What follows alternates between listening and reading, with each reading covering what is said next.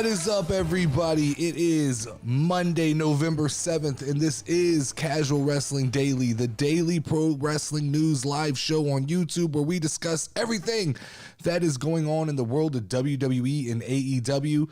If you enjoy the content and you're feeling a little bit oozy, you are welcome to go ahead and click the link in the description of the video to donate a couple of dollars. If not, that's okay. Sit back and enjoy the next 15 minutes to half hour of pro wrestling talk. As always, if you don't know, now you know, I am the Notorious Nerdy D, aka the voice of the casual wrestling cult and host of the Casual Wrestling Community channel. Housekeeping, season 1 of the Casual Wrestling Community channel content is 1 week underway. I'm going to post a blog post on patreon.com here after the show that just kind of recaps how I felt the first week went. Still posting every Wednesday at 5 p.m. is WWE in Review. And the Casual Wrestling Podcast is every Friday at 5 p.m. for your weekend listening enjoyment. Like I said, remember we are on patreon.com/The Casual Wrestling Show. It is 100% free to follow. I did see a couple people go over and hit the follow button. That's good, but we need more people to go over to patreon.com. It is free to make an account. It is free to follow our page. I know patreon.com sounds like when you hear that, you think of a place to donate money. While there is an option to become a subscriber, it is not necessary. None of the content is behind a paywall.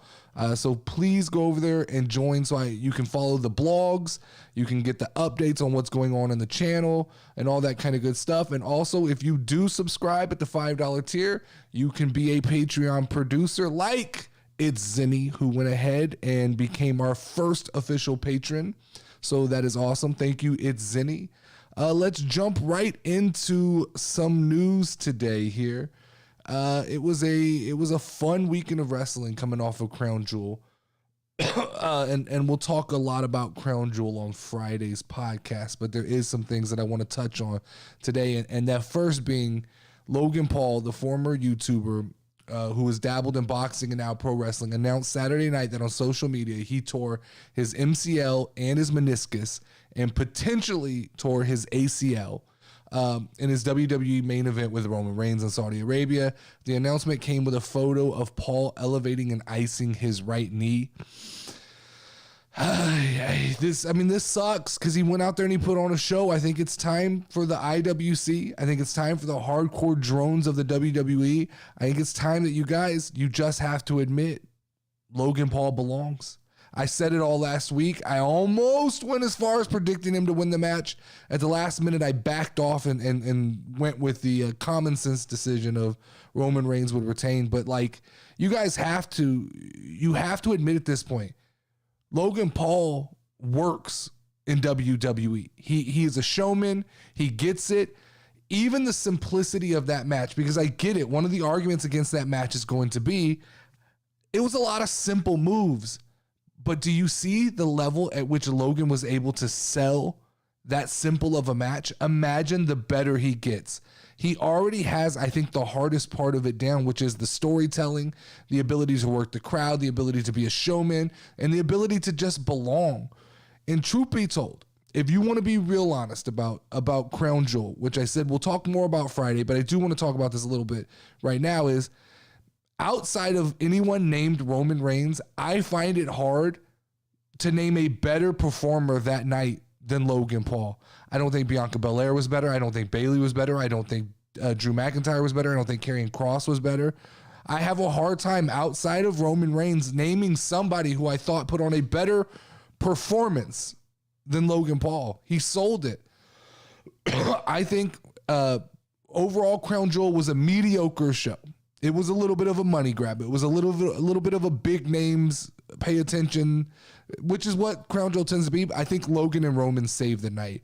And I do think at this point, when we talk about, as we come closer to December and we get closer to our year-end awards, I think that realistically, Logan Paul has to be the front runner for Rookie of the Year. Now, I get it. There's some other names we're going to have to talk about. And when we really sit down and break it down, there's probably other names that have had more matches that might be deserving.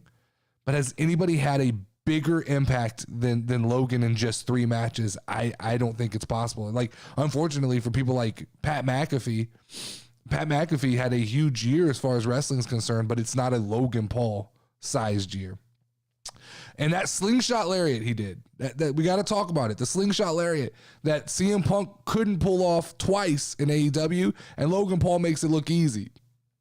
You guys, this is, I mean, when we talk about Logan Paul and y'all keep trying to compare him to David Arquette and other celebrities, this is where the difference is, right? Logan is in the gym putting in the work. Logan has a passion for this business.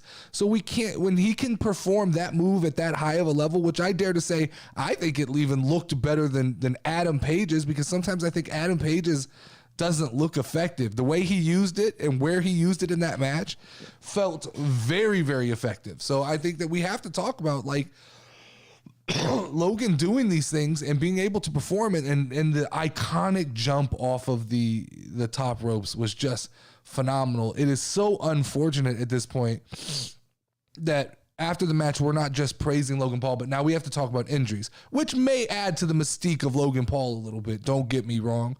But it's unfortunate now that we have to play the game of, all right, so what's next for Logan, right? Because if you start to break down these injuries, an MCL is 6 weeks. So if we get confirmed that it's just an MCL, that's 6 weeks, cool. A month and a half, he'll be back up and running. A meniscus is a little more dirty, right? A meniscus is 3 to 6 months. So if we're really talking about a meniscus, and we don't know, we don't have any official. We have Logan speaking on Instagram and telling us what is wrong with him. When we get more official word of what this is, we can put together a timeline. But meniscus is 3 to 6 months. Now, if we're talking ACL, which he threw ACL out there, he said, "Don't worry, I just had an MCL, meniscus, and possibly ACL." ACL injuries are like 9 to 12 months to return from. Now, you know, that's all dependent on who you are and how quickly you heal, but 9 to 12 is a pretty safe average there. So we're talking, I mean, Logan's out anywhere from 6 weeks to 12 months. So we hope he gets better. I can't pinpoint at what part of the match he actually got hurt. I watched it the first time, and then I watched it back knowing he was injured, and I couldn't pinpoint the part of the match where it actually happened, and because he never slowed down. All the way up until the end, he was jumping and flipping and doing the splits and pulling off big moves. So I couldn't figure out where exactly it happened. What I do know is that the video posted on YouTube of Logan doing that epic jump off the top rope, holding the cell phone onto Roman Reigns, that's got 37 million views. And the IWC wants to tell me that there was never, ever a discussion for Logan Paul winning this championship.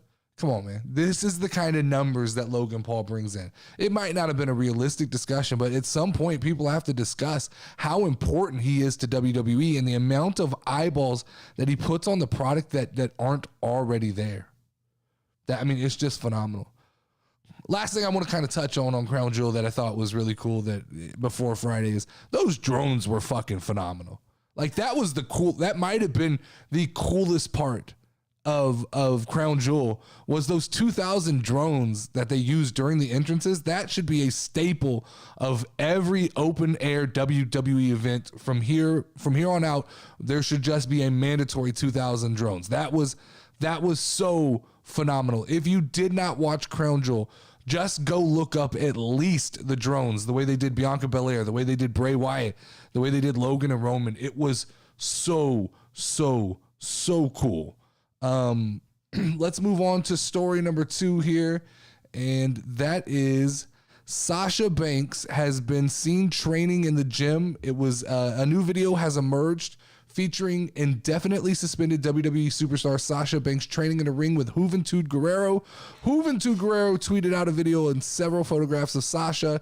He added that the superstar always keeps training and that she deserves the best in her career. You can check out the photos on Twitter. He also tweeted, "A superstar always keeps training. Admiration," and something in Spanish. "A real professional woman, always looking for the best, never stop dreaming, never surrender. You deserve the best." Then Sasha went on to tweet at some point last week, "Something fucking crazy is coming," which is interesting. I do believe we are on the verge of a Sasha Banks return. I have to believe, with her kind of being seen around. I think a couple of her appearances got moved around. It could be as soon as tonight. It could be as soon as Friday. It could be as soon as the next month. I don't know exactly when, but I do believe that we are on the kind of precipice of a Sasha Banks return here. And I think Triple H is starting to do his best to solidify this women's division. He's starting to bring in the Emmas. He's bringing in a bunch of names. He's doing a bunch of things. He's trying to get all the dominoes in place to have the best women's division in all of pro wrestling. And while I think right now it already is, I think when everybody comes back to full health, Charlotte, Becky Lynch, and if we get Naomi and we get Sasha Banks and we get some of these other names like Mia Yim, Chelsea Green, Tegan Knox, we've already got Candice LeRae, we've got a bunch of names in NXT. I think this women's division can be crazy good.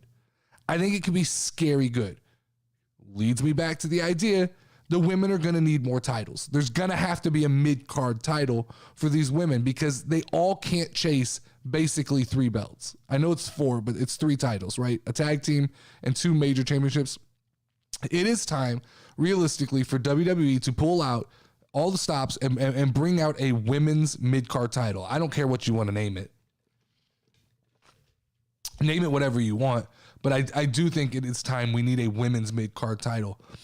I also read an article yesterday about Triple H and his thoughts on Cora Jade and how he said that he thinks Cora Jade has all the intangibles that Sasha Banks has. And I thought that was an interesting comparison because it's not the first one I draw, but I can see where he's going with that. And I don't think that was meant to be a shot at Sasha Banks by any means. I think it was more meant to be a compliment to Cora Jade, how she is a young woman who is very talented, who has a very unique look and a very unique personality. And I think she has a connection with the fans and she's able to get over and she can play the good guy.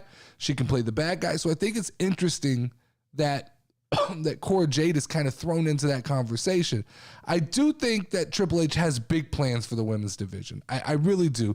I think in the next couple of weeks, we'll kind of see it unfold. I wonder if there'll be a Women's World Cup or something, a tournament to that effect. But I'm looking for Sasha Banks and possibly Naomi to return in the next couple of weeks. Let's move on here to story number 3, which is, in fact, the SmackDown World Cup.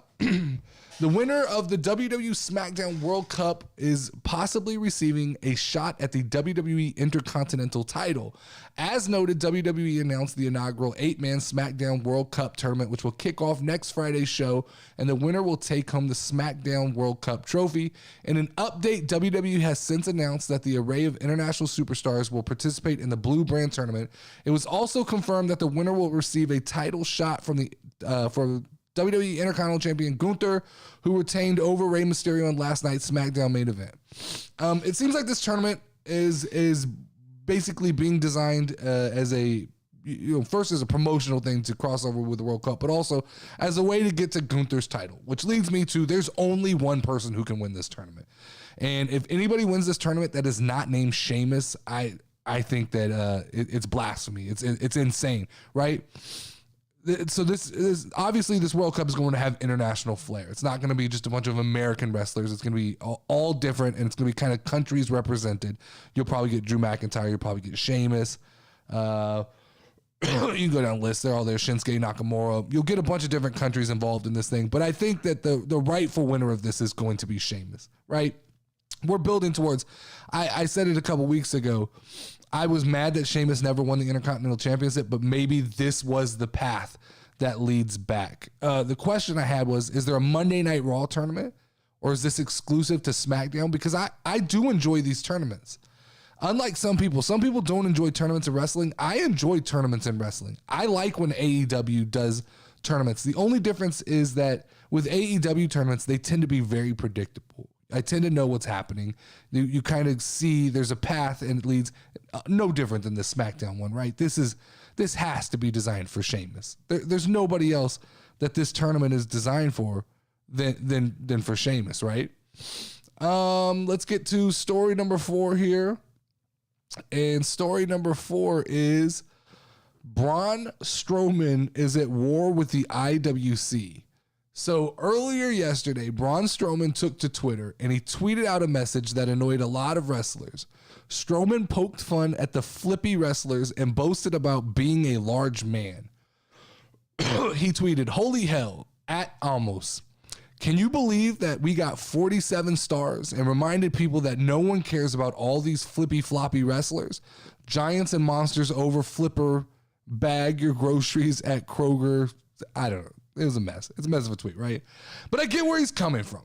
I get, because this is the same sentiment that I've repeated numerous times on this show. So I understand where Braun Strowman's coming from. Is there a more elegant way for him to do this when these are his coworkers and his peers? Sure. Let me do it. Let me be the voice that comes out and says, I understand exactly what he's saying. All of these wrestlers don't acknowledge that at his size, at Omos's size, the athleticism that they have to put on a match that gets the same credibility as the guys who just go in there and are basically gymnasts. It's such a high level, right? And I'm even guilty of it because I catch myself from time to time taking a shit on Omos, but not remembering that at 7'3", it is not easy to just stomp around the ring and do some of the athletic things that they do. But I was very complimentary pre-Crown Jewel of their press conference. I thought Omos showed a lot more personality.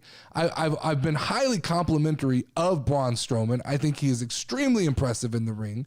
And I've harped on Omos because I felt like he was boring at times, but with MVP removed in Saudi Arabia, I thought that Omos got to show personality. He got to speak, and I got to see a little bit of a different side of him. Now, I get why Braun Strowman had to back off. I get why now he's a little bit, not really on an apology tour, but he's got to clean up this wake of destruction that he left with his tweet where he did piss off Ricochet, and he pissed off Mustafa Ali, and he pissed off, I believe, Jericho and a couple of guys. I get why he has to back off, but I will double down on what he said because that's what I do. 5'10" wrestlers who flip around the ring get way too much credit for nothing. That's the truth, right? That's the truth. These 5'10" to 6'1" wrestlers who flip around, they don't need to tell a story because they're just going to do a bunch of flips and they're going to do a bunch of high-risk maneuvers and they're going to jump off the ropes and the IWC is going to praise them and tell us how good they are. They get too much credit for the comparison of work that they get. Braun Strowman's not going to do a flip. Omos isn't going to do a flip.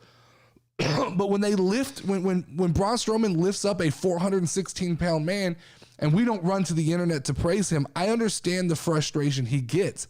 Gladiators are what wrestling is about. It's not about like these little like flippy flip guys who just bounce around.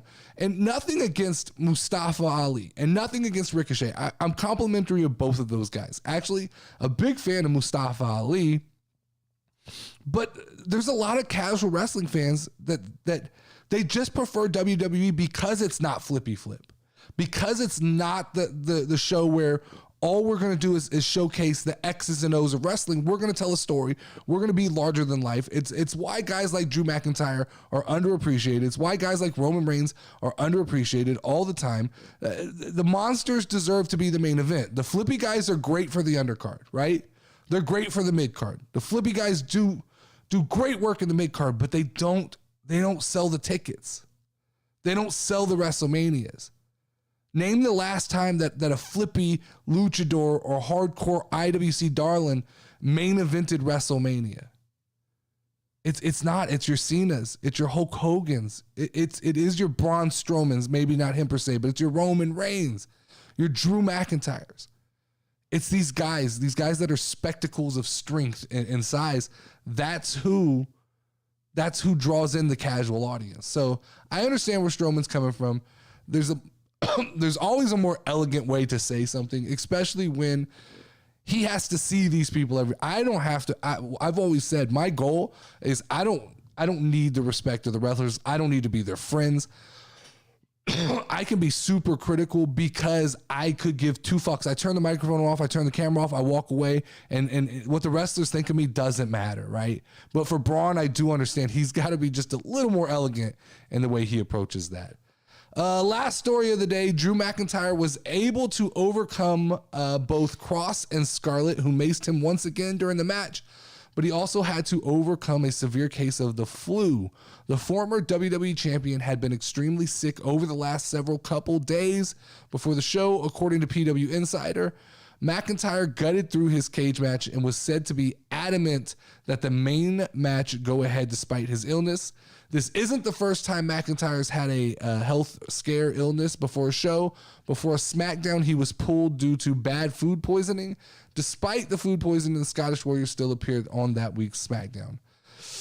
I mean, look, I was critical, and I will probably be more critical on Friday about this match. I didn't think this was the proper ending to Drew McIntyre carrying Cross. But then when you hear something like this, you go, hey man, that was pretty fucking good if this guy was dealing with the flu. This is not quite Michael Jordan-esque, but this is a big deal when a guy comes back and is able to work through something like the flu sucks. Being sick sucks. I can't imagine then going in there and getting slapped around and trying to climb a cage. One thing that's never said about Drew McIntyre, or that I don't hear enough, is how he is the ultimate professional, right? You don't get drama with him. You don't see him causing problems with coworkers. You don't see him talking shit. You don't see him worried about where he's rated or who's saying what about him. He just shows up to the fucking show, does his job, gets over with the crowd, and then kind of goes home. And he works sick. He works injured. He works whether he's being cheered. He works whether he's being booed. He'll work with little guys. He'll work with big guys. He works rough matches with guys like Sheamus. I mean, he does a little bit of everything. He'll work strap matches with someone like Karrion Kross and just take fucking welts on his back. He is the ultimate professional when it comes to professional wrestling.